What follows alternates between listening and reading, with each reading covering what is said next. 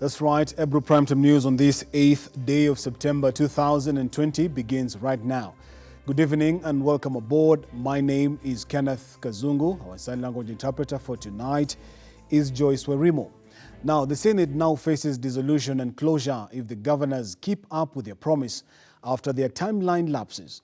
This is because the Senate has yet again failed to agree on how the 47 counties ought to share the 316.5 billion shillings, with senators under Team Kenya sticking to their guns and resisting to bow down to the other side, with the Speaker being forced to adjourn the sitting to next week, leaving senators with just 2 days to their September 17th deadline.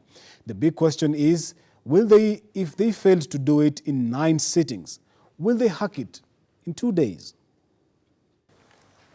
We note that devolution is under attack. The exact words from the COG chair were loud enough for all to hear. Wycliffe Oparanya has openly described the situation the governors are going through due to lack of funds.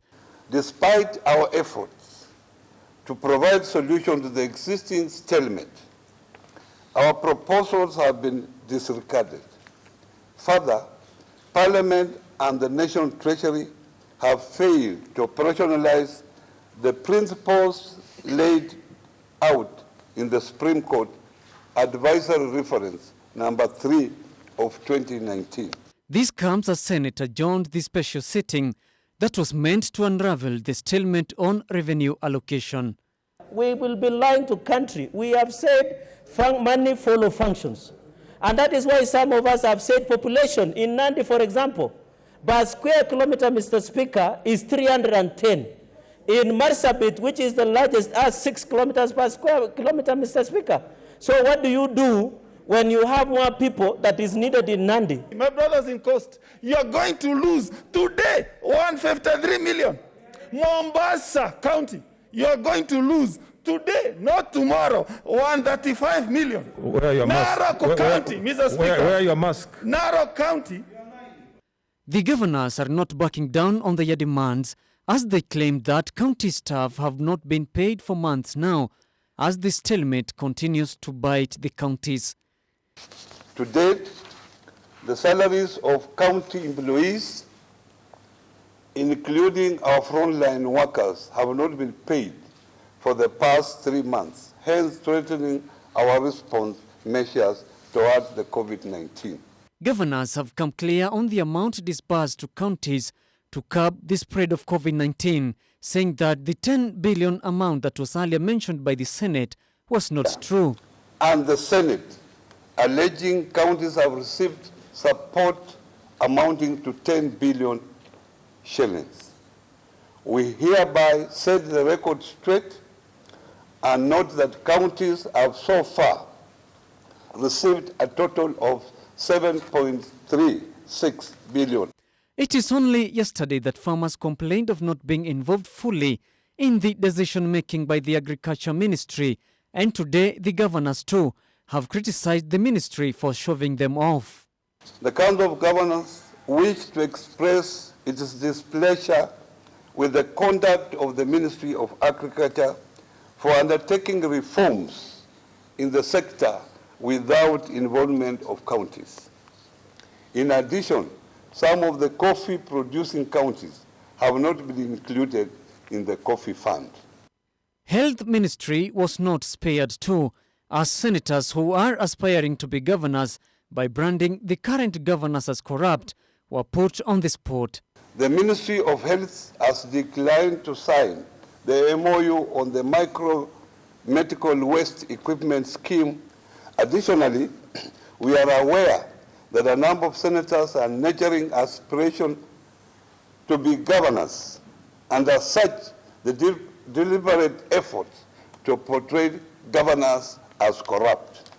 COG Chair did not miss his words, making it clear on what will happen if no money will be disbursed to the counties. Failure to disburse funds, county governments will shut down on 17 September 2020, and no services shall be provided by county governments. Reporting for Ebru TV, I'm Kaindo Stefano. Now, if there is one man who is seeing the COVID-19 pandemic as a blessing in disguise tonight, is one Zachary Okoth Obado, whose impeachment motion flopped due to social distancing restrictions.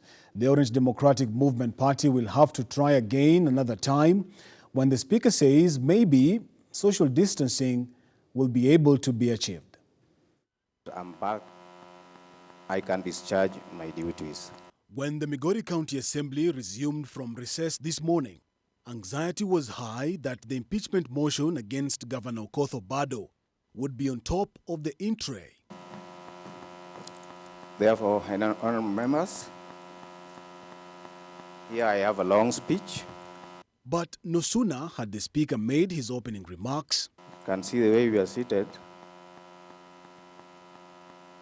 I understand some members refuse to obey COVID distance and the rest. and after opening the County Assembly for House business, Speaker Okoth directed that the MCAs resume sessions on Wednesday when proper social distancing measures would have been put in place. As we can sit, as we are sitting, we cannot discharge our duties. My speech is long. I therefore adjourn the assembly until tomorrow in the morning. Thank you.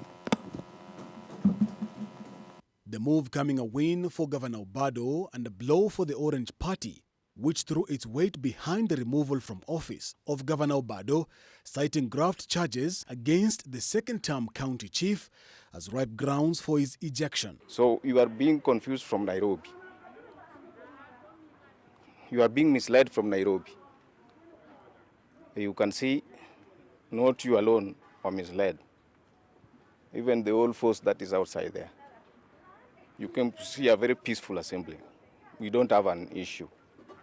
This coming after a week-long of statements, intense lobbying and even threats by the Orange Party to MCAs who would, for any reason, refuse to toe the party line. Just as I said, sometimes we get these threats. And my duty was to report to the police. That's what I could do. I don't think any of our member is threatened in any way. I have not heard about it. I have not. And with the Speaker maintaining that the matter is a process, it is apparent now that Obado's charm has captivated the County Assembly. And for now, he can continue resting easy. The House Business Committee has not met. We met briefly, and I said we are meeting again tomorrow. And as I said, it is close to a year. I have not been here. Consequently, when we resume the normal business, there are a lot of bills that are awaiting us. So we shall schedule a timetable or a schedule on how they will be tackled in the House. There are several motions also that are on the way. Several oversight reports that will come. And the usual business that we discharge will resume as we go along. I don't see the cause of all this anxiety. In any case, even an impeachment is not a one-off thing. It's a long process. To the other side of the curve now, an ODM chief, Raila Odinga, is not a very happy man tonight. This is after suffering a double political blow in just one day. From Migori County to the Senate, Raila's charges have failed to pass his agenda of either impeaching Governor Okoth Obado or breaking the stalemate on the division of revenue. And with just over a year to the next general election, should Raila be worried of fading influence? At a time when the country is warming up to the general election in 2022, every move by any politician has more than meets the eye, especially when it comes from a leader perceived to be a kingpin of some sorts. Such leader is ODM chief Raila Odinga, who had a rough day politically, suffering not one but two blows in Migori County and at the Senate. Ukiona kama kuna senator watu wake wanapata pesa na nakataa, sio tu anapenda wale wengine zaidi. Kuna nuksi. Kuna swali. After days of intense lobbying, Threats and spirited efforts to remove Zachary Obado as Migori governor by a way of impeachment. His bid flopped after the matter failed to kick off for the lack of adherence to social distancing rules. As we can sit, as we are sitting, we cannot discharge our duties. My speech is long. I therefore adjourn the assembly until tomorrow in the morning. Thank you. Speaker Boaz Okoth saying he cannot afford to be the one overseeing the contravention of COVID-19 protocols. This coming in the larger Lake region, where the ODM chief is the kingpin.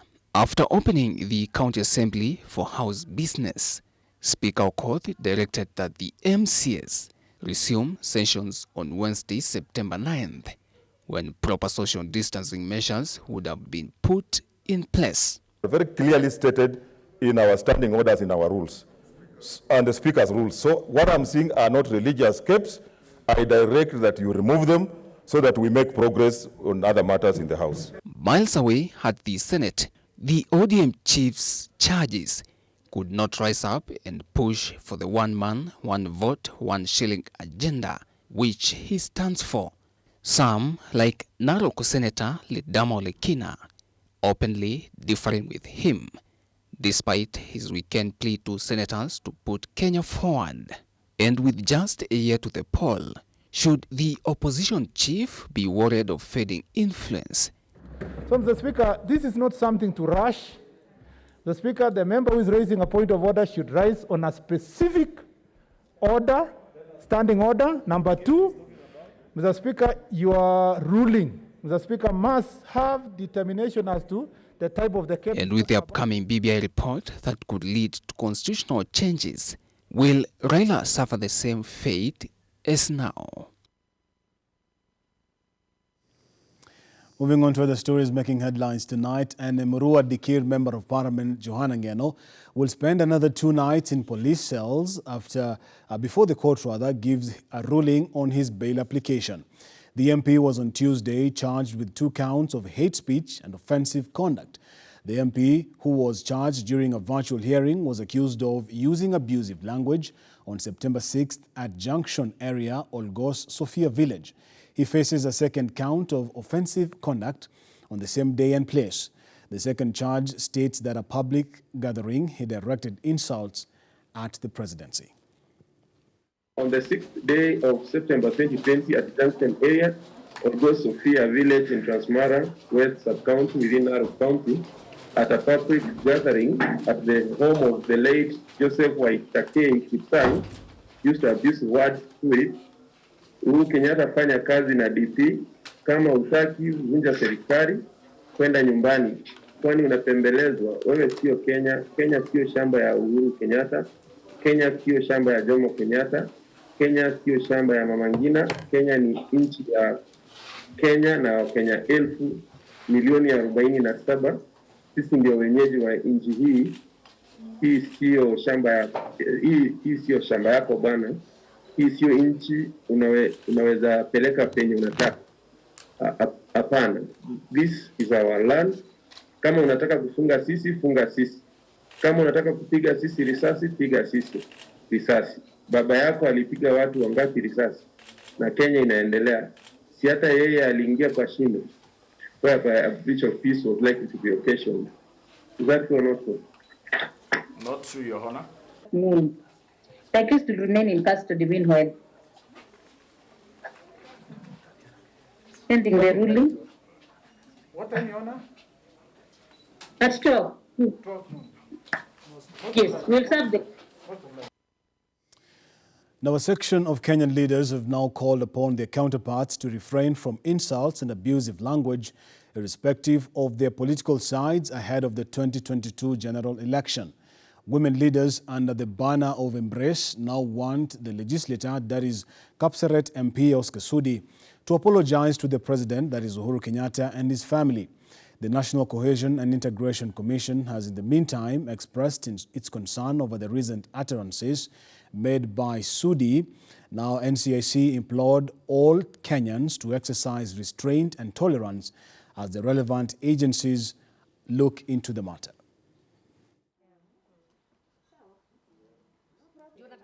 We are shocked and appalled by the foul language used by Kapsaret MP Oscar Sudi and Emurua Dikir MP Johanna Ngeno in reference to our mother. While we may understand their political grievances, which are within their rights to air, we take great exception to any reference of women and mothers in a way that demeans them. By dragging the name of Her Excellency Mama Ngina in their unfortunate utterances, the two crossed the line. So what I want to tell William Ruto today is, resign from the government. It is too much. You cannot be the one frustrating the government. You cannot be the one supporting your people to abuse His Excellency the President. Paka imefika sasa ni mama yake. Kwamba kweli kama mamako angetukanwa hivyo na wewe wataka kuwa rais, ungesikiaje? Maana matusi yale wale vijana wamepeana, maana mimi sitawaita waheshimiwa, maana hawafai kuitwa waheshimiwa. Ni matusi ile wametusi hata mamako. Mahali yuko wajue pia yeye alitukana na hao vijana. Kwa hivyo yeye mwenyewe ndiye anafaa ajitokeze, akamwombe mama msamaha. Ikiwa unataka rais, ikiwa unataka MP, ikiwa unataka nini, haikuji na matusi. Uwezi pata ongozi na matusi.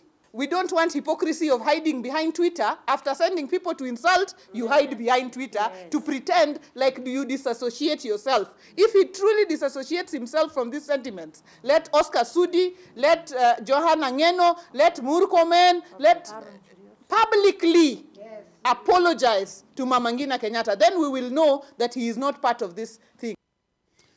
All right, back to the corridors of justice, where Tharaka Nithi Governor Muthomi Njuki and his co-accused will spend another cold night in police custody, pending the ruling of their bail application on Wednesday. Governor Njuki pleaded not guilty to 16 counts, among them abuse of office, willful failure to comply with laws, and money laundering. Here is our reporter Abdiaziz Hashim with more details on that story. Tharaka Nithi Governor Muthomi Njuki has been charged with conspiracy to commit an offence of corruption of over 34 million alongside 20 others. Muthomi denied the charges before Chief Magistrate Douglas Ogoti. The governor was also charged with another count of conflict of interest in a tender worth 34 million. The charge is that you are charged with offence of conflict of interest contrary section 42, subsection 3, as read in section 48 of the Anti-Corruption and Economic Crimes Act of 2003. Particulars are that Mr. Onesimus Muthomi Njuki, between the 1st January 2018 and 31st October 2018 at county government offices in Kazungu town within Tharaka Nithi County in the Republic of Kenya, being the agent of the county government of Tharaka Nithi, working as the governor of the county, knowingly held an indirect private interest in the contract. The county boss will spend another night in police custody ahead of his Wednesday bail ruling. The prosecution did not oppose bail but told the court to grant stringent measures. There have been explained to all parties. This ruling will be delivered tomorrow at 10 a.m. So the accused will be held, some at the ESCC police station, some at Parklands and some at Kileleshwa. Muthomi surrendered and presented himself to the Ethics and Anti-Corruption Commission headquarters on Monday. DPP Nurdin Haji had last week ordered the prosecution of the governor and other county officials of a 34.9 million tender awarded irregularly. The tender was for the supply, installation and commissioning of a solid waste incinerator. The DPP on Friday said 7 companies, many of which were associated with Njuki, put in bids for the tender. Westomax, which submitted fraudulent documents, won the tender. Abdiaziz Hashim, Ebru TV. To the country's COVID-19 caseload tonight, where Kenya has today recorded 151 new cases of COVID-19, raising the country's total to 35,356. Health CS Dr. Rashid Aman says this was from a sample of 2,552 that were tested in the last 24 hours bringing the cumulative tests to 479,697. The new cases include 149 Kenyans and 2 foreigners aged between 3 and 74 years old. The Minister of Health, CAS, Dr. Rashid Aman, also announced that for the first time since the pandemic was reported, more women than men had tested positive. 77 of the new cases are female, while 74 are male. Also, for the first time, Kitui led in the daily positivity rate, recording 54 cases in the last 24 hours. Other counties with new cases include Nairobi with 23 cases, Uasin Gishu with 11 cases, Kiambu, Migori and Garissa with 9 cases each, Kisii 7 cases, Trans Nzoia 6 cases, Narok 4 cases, Kericho 3 cases, Mombasa, Taita Taveta, Machakos, Kilifi and Busia with 2 cases each, Laikipia, Bomet, Nakuru, Meru, Kajiado and Nyandarua with 1 case each. Another 173 patients have recovered from the disease, bringing the total number of recoveries in the country so far to 21,483. A total of 107 of those discharged were from the home-based program, while 66 were discharged from various health facilities. The number of fatalities remained 599 as there were no COVID-19 related deaths in the last 24 hours. The CAS revealed that the cases in Nairobi, Kiambu and Mombasa attributes to 70% of the national confirmed cases. According to Aman, individual county studies have indicated that more counties are showing trends in raising numbers despite the overall curve showing a downward trend. Such counties include Machakos, Meru, Kajiado, Kitui, Busia and Nyeri. Busara Naman for Ebru TV. Now, Kakamega County Senator, that is Cleophas Malala, has reconciled with his ANC party boss Musalia Mudavadi, faulting Devolution Cabinet Secretary Eugene Wamalwa and Kakamega Governor Wycliffe Oparanya of meddling with the Mlembe politics. Malala, who was on several occasions brushed shoulders with Musalia, made an about-turn a day after talks with ODM party leader Raila Odinga over the division of revenue stalemate. Kiongozi wa Waluya ni hawa ambaye umeona hapa. Hakuna kiongozi mwingine. You cannot be a coward na unataka kututawala sisi Waluya. Wakati wenyu uliisha. They are part of the remarks of Kakamega County Senator Cleophas Malala, bashing his party boss Musalia Mudavadi about the elusive Luhya unity. Sisi ndio sura ya Waluya. Na wakifanya mchezo tutatoa mangumi tuwachape sisi tuendelee maendeleo. But as they say, politics has got no permanent enemies, and so it is for Senator Cleophas Malala. Kama kiongozi wa vijana, leo hii kwa kanisa, ningependa kusema Mheshimiwa Mudavadi, najua nilikuwa nimekukosea. Najua nilikuwa nimeweka matamshi fulani kwa sababu ya kisiasa. But as a leader of the Mlembe youth, I cannot start my journey to unify Luyas if I have not reconciled. I am not a man who keeps grudges. Now, he's actually my son. This is politics. Malala and the nominated Member of Parliament Godfrey Osotsi have been long-time political foes with the NC party leader Musalia Mudavadi, despite being in one political vehicle of ANC. But on Tuesday, during the memorial service of Bishop Hiram Makoha held in Nairobi, Cleophas Malala barreled political hatchet with his party boss. My first step is to ask for forgiveness to my father Musalia Mudavadi. Seeming like a prodigal son, Cleophas Malala apologized and vowed to work together with Musalia Mudavadi towards uniting Mlembe Nation, urging Godfrey Osotsi to also follow suit. Vile tulifika kule Kajiado, kuna kitu tulipewa tukakunywa. Sasa sijui kama tulichanganyikiwa kidogo ama nini, lakini hiyo tutasema. Mimi bado niko katika hiyo resolution ya Kajiado ya kwamba Oparanya na CS, kwa sababu nyinyi, wewe mmoja ni Council of Governors, wewe unakutana na rais kila siku. Mmoja ni CS, unakutana na rais kila siku. Kazi yenu ni kuhakikisha kwamba policy, services, kama town ni chafu, mnafagia, mnafanya mambo inakuwa safi. Lakini kwa mambo ya kisiasa, we must have one leader so that our community can be respected. Cleophas Malala had on several months ago led a troop of a section of the Western leaders at the home of the Kotubo's Francis Atwoli in Kajiado County in denouncing Musalia Mudavadi as the Luhya spokesperson, ushering in fresh blood, led by Kakamega County Governor Wycliffe Oparanya and the devolution Cabinet Secretary Eugene Wamalwa. But now, the fierce critic of Musalia Mudavadi has changed tune. Mimi ni deputy minority leader katika Senate kwa sababu ya NASA. Na mimi nimesema nitaendelea kufanya kazi na handshake, but I must respect the leaders of my community. For me to be respected even by other communities, it will be improper for me to be used to abuse the leaders of my community kwa sababu nafurahisha watu wa nje. So mimi nimesema kwamba najua kuna watu ambao hawatafurahia kwamba mimi nimechukua step hii, lakini nimesema I'm ready for any consequences. Cleophas Malala's truce with Musalia Mudavadi comes amid a standoff over the division of revenue allocation to counties being occasioned in the third basis formula report. Malala had on Sunday differed with the ODM party leader Raila Odinga, who bashed him for fighting for the other counties, yet he represents Kakamega County.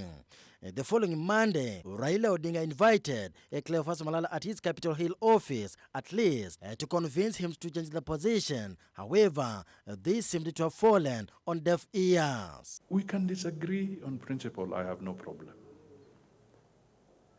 We can disagree on matters of debate, I have no problem. But one thing that is clear, I shall never wish you evil. And it is well. So all I can tell you, feel free, I am there.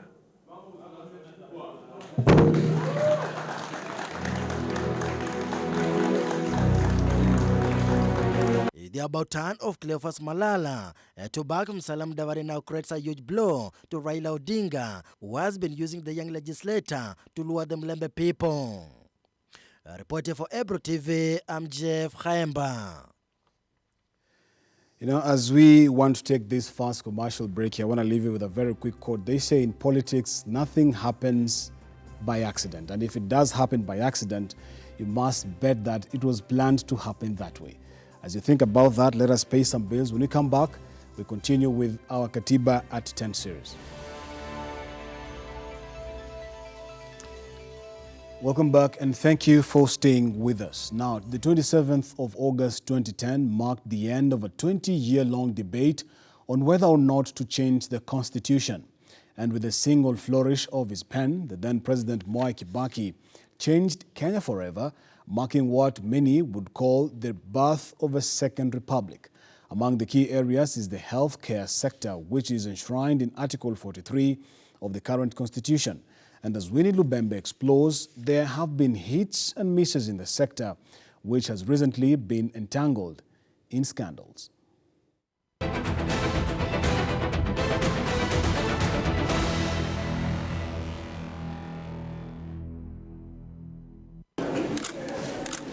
Early morning in August 4th, 2010, both men and women arose to exercise their constitutional right and vote to have a new constitution.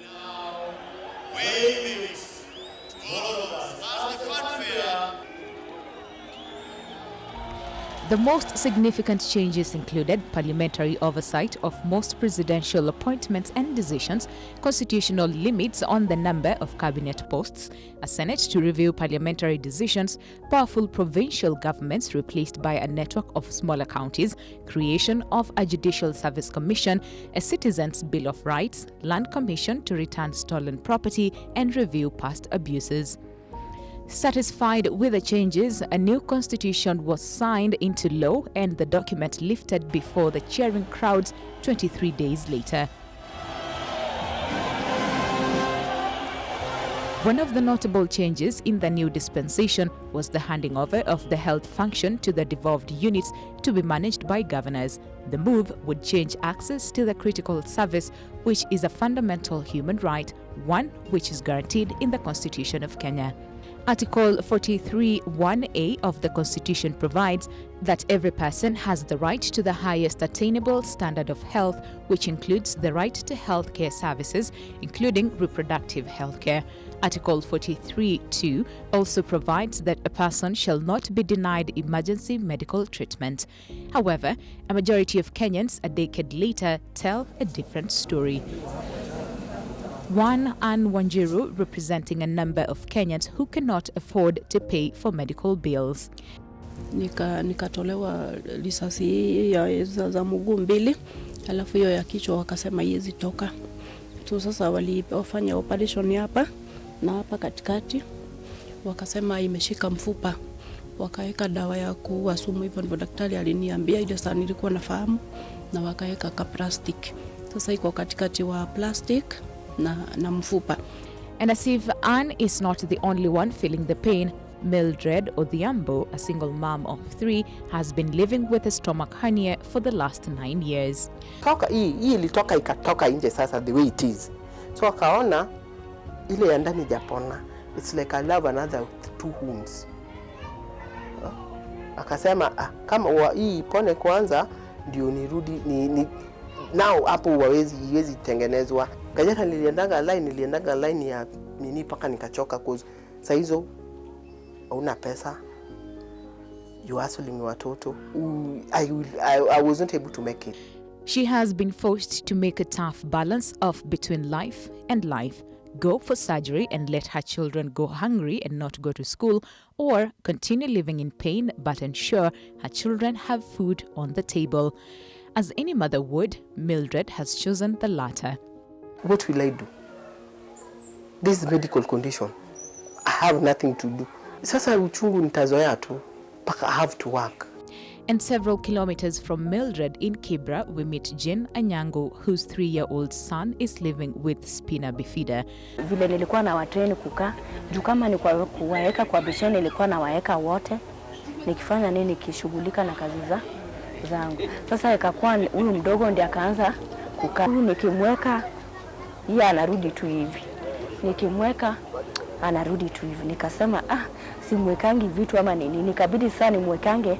Kuna kamatos nilikuwa nawaekea kadogo hivi, baba alinunuanga hapa kwa reli. Nakwambia mama, ni last year hata nilikuwa Oktoba.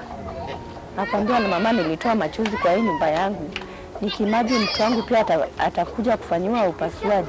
What do these 3 Kenyans have in common? Sasa siendangi hospitali juu nilikuja kukosa pesa hata ya kwenda kliniki. Nilijaribu lakini hapa penye imefika lakini yote nimeachia Mungu. Leo usikienda utatibiwa bure. Hakuna kitu tatoa the same. Sasa kama ningepata mtu akunisaidia niende hospitali, at least nitibiwe nitolewe hiyo risasi.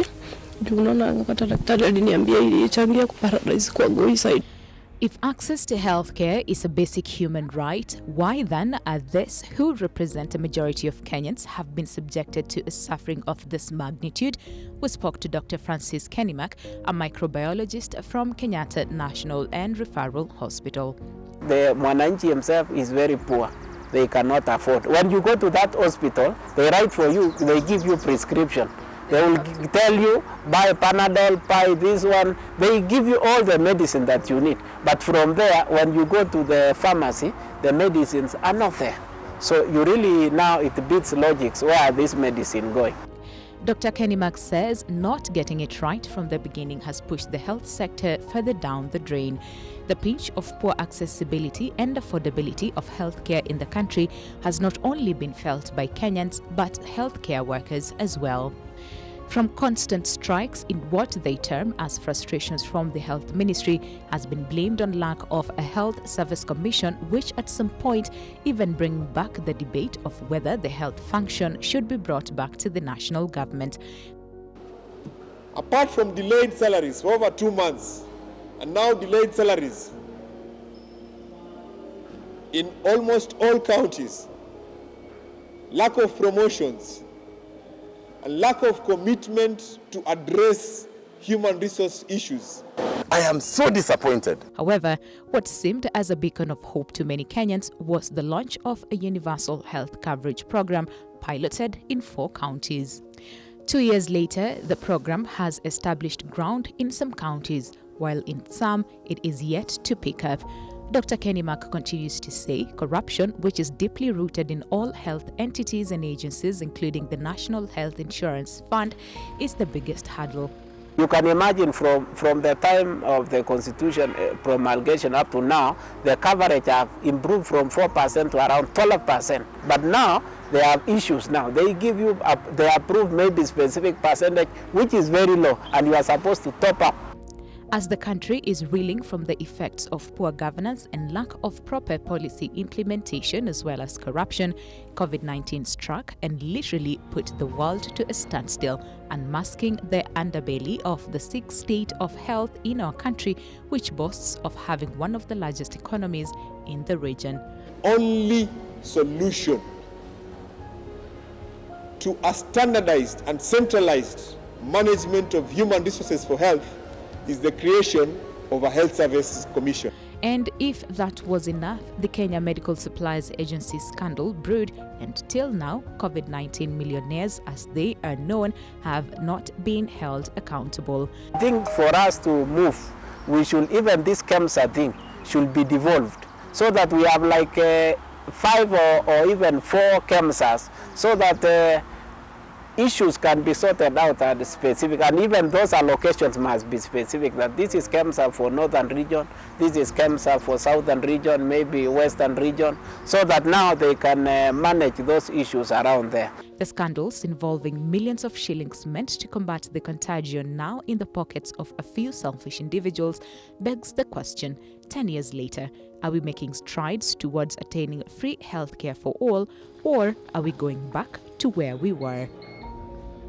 Well, despite numerous misses recorded in the healthcare sector, a number of positives have been reported as well, including devolution of healthcare functions to counties, which has created job opportunities for many medical workers, as well as many Kenyans having easy access to healthcare facilities.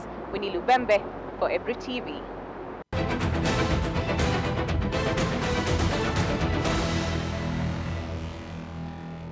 Great insights there about the sick state of health in our country. Winnie Lubembe, thank you for that. And tonight, it is not only doctors who are crying to go for a strike because the University Academic Staff Union has threatened to down their tools over the lack of payment of salaries and allowances, of course, by the lecturer doctors at the Kenyatta National Hospital.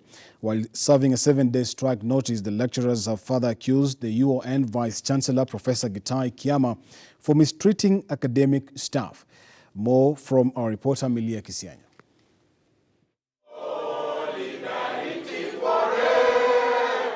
All in solidarity. The solidarity of ensuring the demands are met.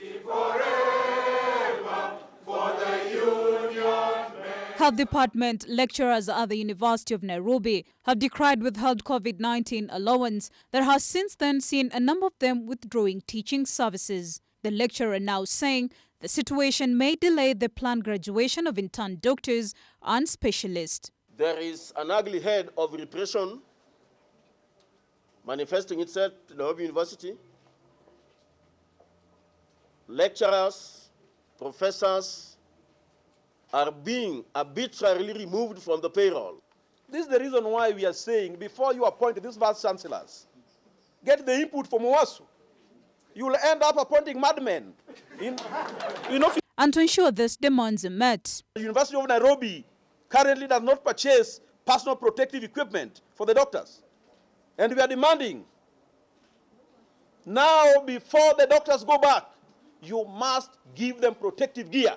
We want to call upon the government to move with speed and stop the Vice Chancellor from Nairobi University from re-engineering repression in Nairobi University. WASU Secretary General Constantine Wasonga has further accused UN Vice Chancellor Professor Gitahi Kiama of discrimination and disrespect to the academic staff members, thus calling for his resignation. Academic staff in other Kenyan universities are paid the same allowances without any drama. So we want to know what is so special with University of Nairobi. Why this drama?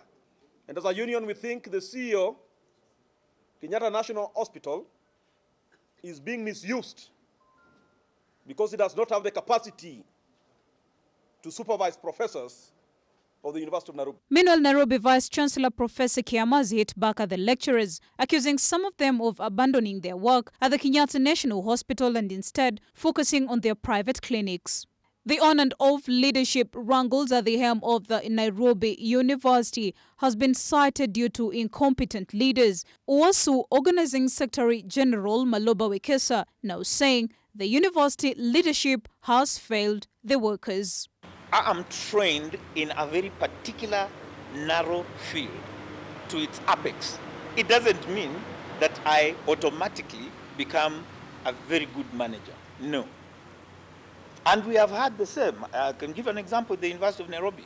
Poor governance. Sometimes you find people having the demigod syndrome status, and yet you are at the university. These governance issues have compromised quality.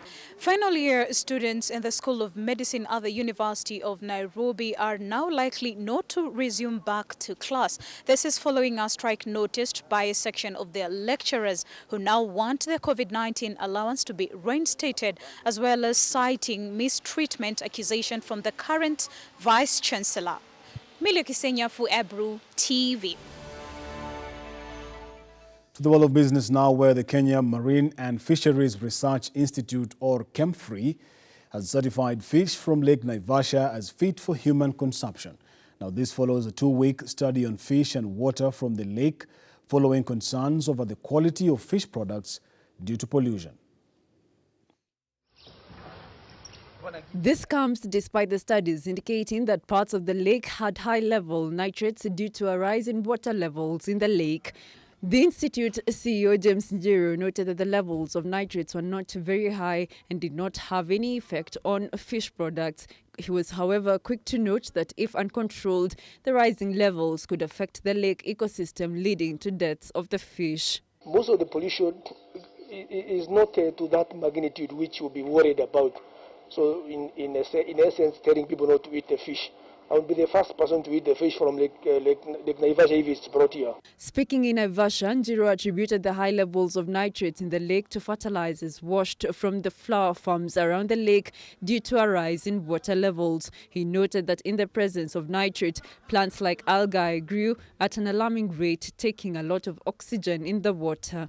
We work together with NEMA and other stakeholders to reduce, of course, Carro here and others, to educate and train the farmers such that at the end of the day, we reduce the amount of nitrites which are ending up in the lake. Njiro noted that several lakes in Rift Valley had challenges mainly in pollution following a sharp rise in water levels, flooding farms and nearby structures. Because what we call in science growth of phytoplankton to an extent whereby it overwhelms the system. But now with this kind of rains and with this kind of saturation, as far as we are concerned as Kenya Marine, I don't think we have reached that state.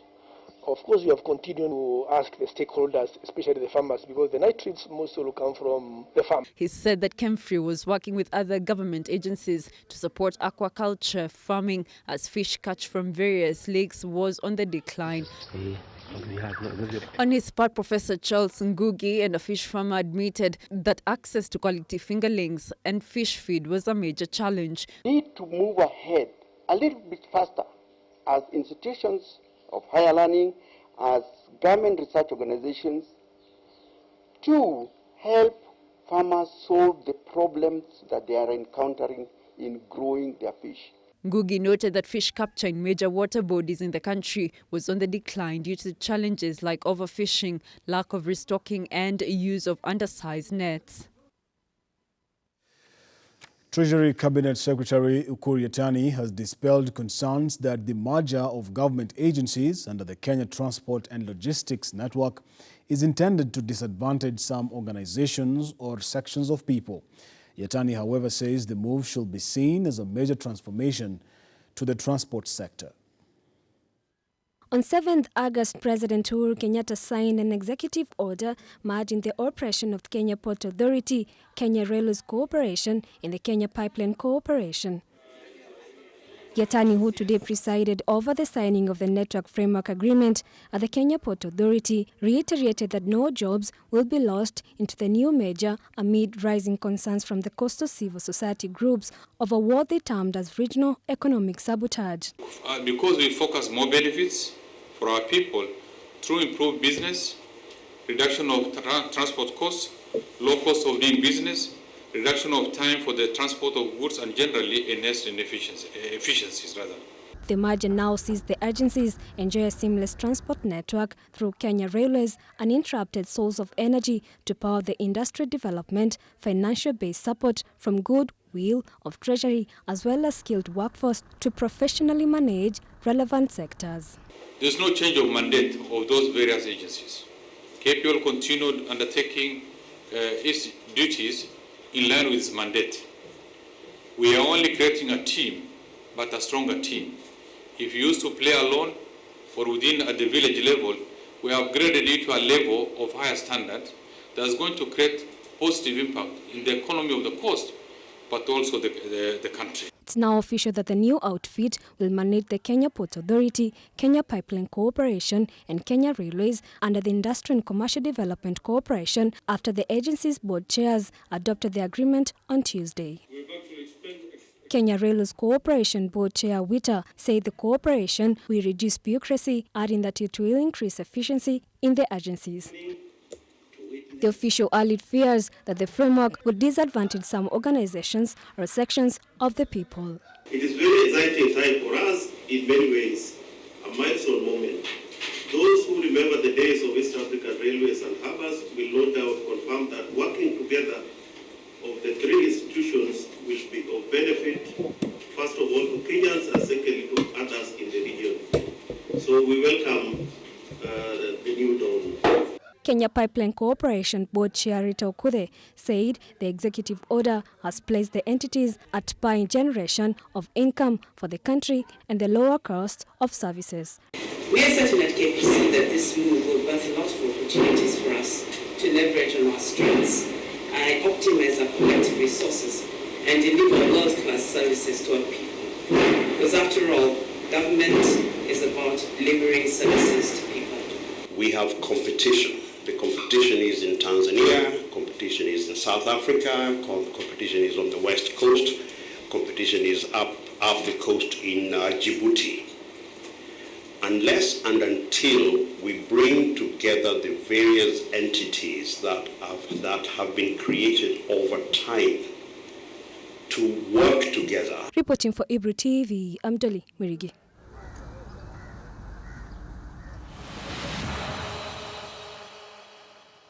Innocent Simiyu has made a return to the National Rugby Sevens team after being named the Shujaa head coach ahead of the upcoming season, replacing New Zealander Paul Finney, who left early this year. Kenya Rugby Union boss Oduor Gangla says Simiyu will take over the job on a 2-year contract. Simiyu's appointment brings to an end a wake of speculation, push and pull over who will take over the Shujaa hot seat. Simiyu was fired from the role in 2018, becoming a casualty of the infamous Paris fiasco, where players blocked the sponsorship image at the front of the national team jersey, protesting non-payment of bonuses. Of course, that is Ebru Primetime News on this 8th day of September 2020. On behalf of the super amazing team that has helped put this bulletin together, thank you so much, Kenneth, for watching. My name is Kenneth Kazungu. Our sign language interpreter for tonight has been Joyce Ferimo. I want to leave you with a quote by American author, that is John C. Maxwell, who says, a good leader is one who knows the way, goes the way, and most importantly, shows the way. Good night. Continue taking care of yourself and one another. See you soon, and God bless.